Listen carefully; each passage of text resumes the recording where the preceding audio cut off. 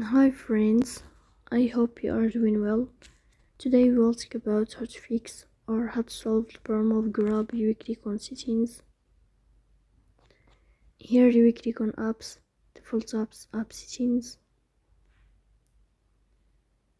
In this list you will search about the application of Grab and you will click. In this page of app info you will click on first stop and you will click OK. Here you will enter to the window of storage. Here you will click on clear cache.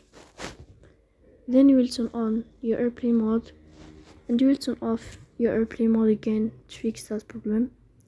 So that's all. Don't forget to support us via like and subscribe. See you next time and thank you for your watching and your attention.